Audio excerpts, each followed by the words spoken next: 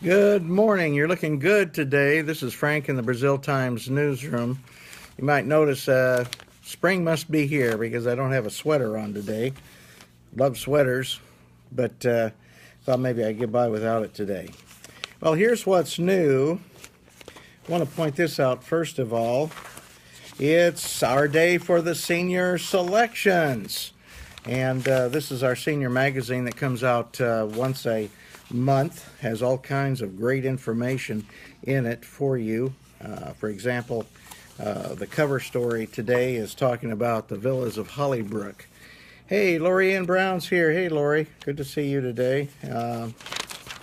Let's see, what do we have in here?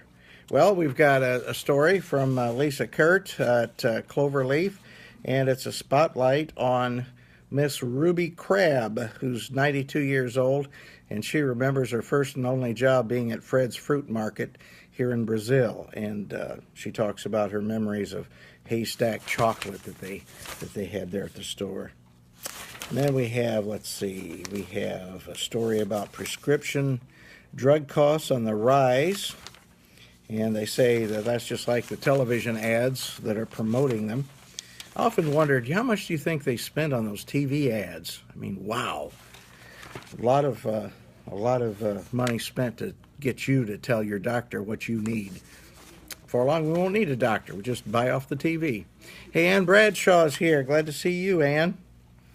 Speaking of Ann Bradshaw, on the front page of the paper today, we've got an interview with Richard Propes. He is a wheelchair-bound man who, for 28 years, has traveled the United States many times by wheelchair, raising awareness of the need to care for children who are abused or neglected. He has quite a story to tell, and you can read that on the front page. The reason I mention Ann Bradshaw, because the last time he was in town was when Ann was mayor, and Ann, you may remember meeting him, I don't know, but at any rate, he came back this week, and we had a chance to get to know him. Ann says she does remember him, so that's great. I'm sure you'll have a lot of interest in what he had to say this time around.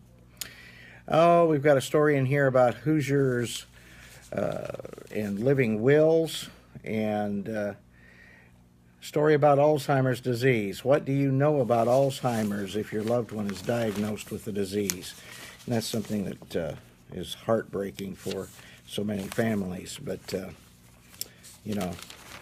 we throw the dice and we don't know what's going to come up, but we know the good Lord knows, and that's what counts. We have to put our trust in Him. And let's see, a lot of other good stuff. Now, turning to the paper, and at the top of the page, spring doesn't officially begin until Monday, but the city's Board of Public Works and Safety got a head start this week on projects traditionally associated with the season. Works Board members agreed Wednesday to let city workers clean up various city properties after their owners failed to do it themselves. And our editor, Pete Wilson, attended that meeting, and he has a lot more for you in today's edition of the Brazil Times. We also have a story about Cradles. Cradles, good news, has received a $40,000 grant from United Way of the Wabash Valley, and they're going to split that between Cradles of Brazil and Cradles of Clay City, and we have that story. And in fact, Mary Yelton and some of her folks from Cradles came and spoke to the Brazil Rotary Club yesterday, or Wednesday, I guess it was, and told us all about it. So a lot of good information, and good for Mary Yelton, good for Cradles, and best of all, good for our county. Let me see here. Ivy has a story about the monthly breakfast at Bee Ridge Congregational Church, and they're using that monthly breakfast to reach the target goal of $400,000 to build their new church building. She has that story about progress on that situation. The Clay County Commissioners are meeting in a special session at a different time Monday. They're going to meet at 10:20 a.m. Monday in the Commissioners' courtroom. On the agenda is the consideration of a detour of County Road approval for the Indiana Department of Transportation, and we'll find out more about that on Monday, I am sure. Inside today's edition, we have agriculture news and business news.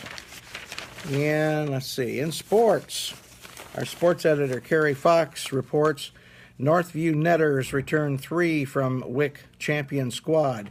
Northview girls tennis coach Emily Goff is hoping to have some of the same success that her team enjoyed last season. There were some question marks in regards to the returning lineup, as the Knights brought back less than half of its starting lineup heading into 2016. And you can read more about the Northview Netters in today's edition of the Brazil Times and online. Oh, got to check out my kids. The Family Circus. Okay, this time it's Billy and Dolly. Billy says, "It's leftovers again. Mommy really likes to recycle our food." Okay. Hey, I like leftovers, Billy. I do. Leftovers are good stuff. Okay, then we have a page of national and world news. You can imagine with everything going on that there's a lot of national news that you're going to be interested in. And on the back page, we got more local news, so you can check that out as you look at today's edition of the Brazil Times. Let's see here. John Rogers is here. Hey, John. Lisa Mars is here. Glad to see you folks. And this is Frank in the Brazil Times newsroom. And until we meet face to face, hey, looking forward to seeing you. Bye-bye.